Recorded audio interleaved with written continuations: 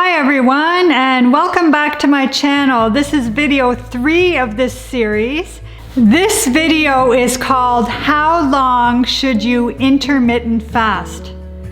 So that is a very personal question, and as I mentioned in the last video, the preconceived notions, you really have to get over your preconceived notions of intermittent fasting. I know I had several because I had seen some people at former workplaces, they were trying to do intermittent fasting, but they always just seemed angry and hungry. They always seemed to be just sort of on the edge of a meltdown because they weren't getting what they needed. And it just kind of gave me a bad taste of what this whole intermittent fasting scene is. It just seemed really crazy to me. It seemed like a really out there kind of thing to do. And then you're not eating, so what is your body using as fuel? The whole thing just seemed like an angry, crazy, hungry, you know, how am I gonna get my fuel type of arrangement. And it didn't seem very happy, it didn't seem very joyful when I first thought about it.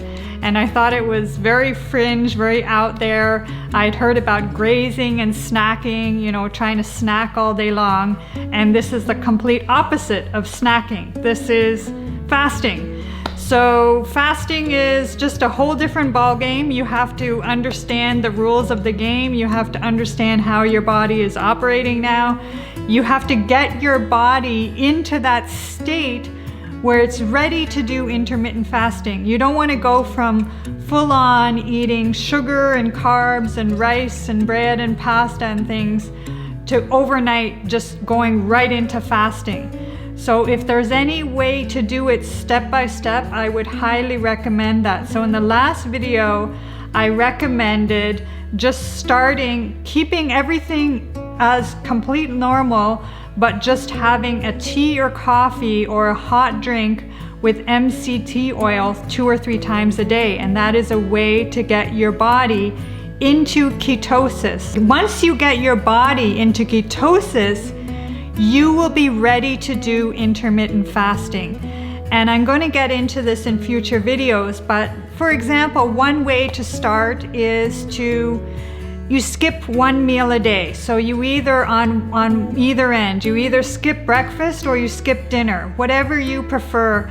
And they even say it's kind of like working out where you change it up often enough so your body doesn't get used to one routine. There are these things called intermittent fasting ratios, and that has to do with how many hours a day you are fasting.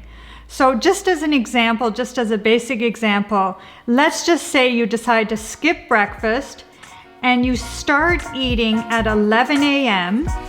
and then you have a breakfast or lunch, and you can continue to eat regularly from 11, and let's say you eat dinner at 6 o'clock and you finish all of your eating by 7 o'clock, including any desserts or snacks that you may have. And so far, we haven't even changed any of your diet yet. All we've done is we've added MCT oil 2 or 3 times a day in a hot liquid, and then you have to skip 1 meal, for example, breakfast. It's called a 16-to-8 ratio. So you're fasting for 16 hours a day, and you're eating for 8 hours a day. Now, when I first heard that, I thought, oh, it doesn't sound too bad. You have to wrap your head around, okay, I'm gonna be fasting for 16 hours a day and eating for 8 hours a day. But the good news is, in your fasting periods, you can have your tea and MCT oil that you've already got used to having before you started intermittent fasting. You can have that. So let's say you wake up at 5 or 6 or 7 o'clock in the morning, whatever your normal wake up time is. As soon as you wake up, you have your tea and MCT oil, or your coffee and MCT oil. So you can consider that kind of like your breakfast, and it doesn't break your fast. And I'll link a video below from Dr. Eric Berg where it talks about MCT oil does not break a fast, and drinking tea or coffee does not break your fast. So you call it fasting, But this is not a form of starvation where you are going crazy and going into withdrawal or anything like that. When you start to have the MCT oil, your body feels full. You actually don't have any cravings. You don't have any hunger pains. You actually feel totally full. So think of it this way. You're having your MCT oil all the way right up until 11 o'clock in the morning. You have your first meal of the day and you stop all your eating by 7 o'clock. So for that 8-hour window, you can eat whatever you want. Your body will need less, so you'll probably find yourself reducing your food intake. But for now, just as a mental concept, just think to yourself, I get to eat 8 hours of the day and I'm fasting for 16 hours of the day. If you want to take this up a notch, I would go in about 2-hour intervals. So if you are stepping up your intermittent fasting game in stages, start with the 16 to 8 where you're fasting 16 hours a day, eating 8 hours a day.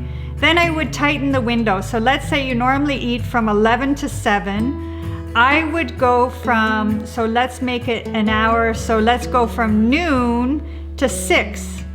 So then you're fasting 18 hours a day and you're only eating in a 6-hour window. And as your body gets used to ketosis and as your body starts to use ketones as fuel, you can tighten the window even smaller. So let's say instead of starting at noon, you go from 2 o'clock till 6 o'clock. Now you're fasting the whole other 20 hours of the day and you're only eating in a 4-hour window. Your body will start to get used to it, and actually you'll be very surprised because the other hours of the day, you can still be having your MCT oil. That will give you all the nutrients for what your brain needs, what your gut needs, and what your body is requiring. And your body will start to eat off of your excess body fat and off of the excess storage that you had from when you were on a high carb, high sugar diet. So as I mentioned, let's go from a 16 to 8 to an 18 to 6, then work your way up to a 20 to 4. Let's say you go from a 22 to 2, so you're only eating 2 hours a day. And what I started doing, I think it was after about 2 weeks of exploring this intermittent fasting, is I would only eat once a day. So at 6 o'clock, I would eat my meal, and that would be my dinner. And it would only take me about 10-15 minutes to eat. And then for the rest of the 23 plus hours, I was completely fasting, having my MCT oil and tea, and still being able to have my other drinks that didn't break the fast. And that at least gives you something to do, so you can kind of mentally say to yourself, now I'm having my breakfast, which is a tea with MCT oil. Now I'm having my lunch, which is a tea with MCT oil. And your body starts to get used to this idea of using ketones as fuel. And then your body goes into ketosis and it starts to become so efficient. And in future videos, I will talk about how eventually I went from a 23 to 1 or fasting for 23 plus hours to 24-hour fasting and doing that over days. But for now, let's just keep it simple and try to work your way up to just getting your body used to this whole idea of using ketones as fuel and getting used to these eating windows and what to do in between the eating windows. And try to explore how this works for your body and how it's working for your energy and your ability to work out. There are actually bodybuilders who use this intermittent fasting and they are fully building muscle. Don't think that when you are fasting that you are going to be a scrawny little skinny skeleton. You can still be lifting weights. You will have more energy than you've ever had in years because you won't be so bogged down by the sugar and carbohydrate fix that you have been requiring probably most of your life. That's what it was for me anyway.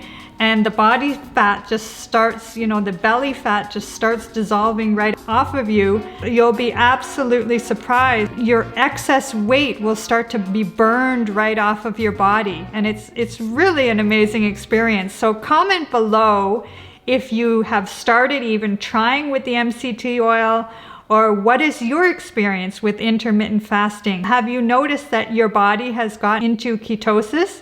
Let me know in the comments below, and I'll see you in the next one.